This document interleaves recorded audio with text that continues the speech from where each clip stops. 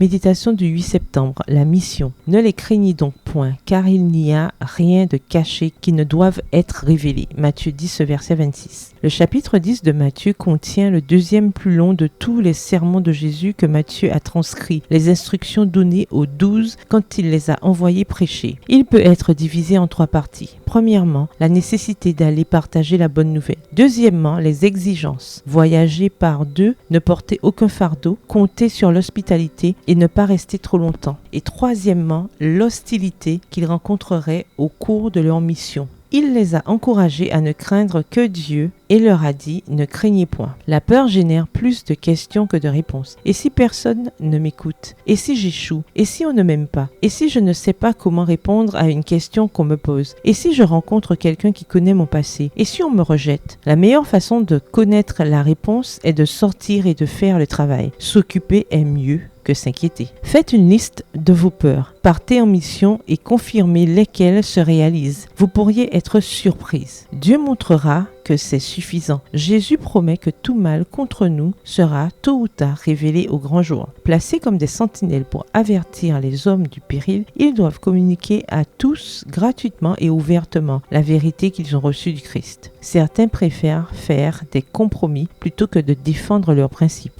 Jésus lui-même n'a jamais acquis la paix au prix d'un compromis. Bien que son cœur déborde d'amour pour toute la famille humaine, il n'eut pas d'indulgence pour ses péchés. Sa compassion pour les hommes était trop grande pour garder le silence alors qu'il voyait courir à la ruine ses âmes rachetées au prix de son sang. Il s'efforçait d'obtenir que l'homme soit fidèle à lui-même, à ses intérêts supérieurs et éternels. Les serviteurs du Christ sont appelés à accomplir la même œuvre et doivent prendre garde qu'en voulant prévenir la discorde, ils ne sacrifient la vérité. Ils doivent rechercher ce qui contribue à la paix. Romains 14, verset 19. Cependant, une paix réelle ne peut être obtenue en trahissant des principes et personne ne peut rester fidèle à un principe sans provoquer de l'opposition. Texte tiré du livre Jésus-Christ au chapitre 37 à la page 313, livre écrit par Ellen G. White. Demandez à Dieu le courage de dire à tout le monde que sa venue est proche et de vous conduire là où les gens attendent une parole d'encouragement. Bonne journée, que l'Éternel vous bénisse.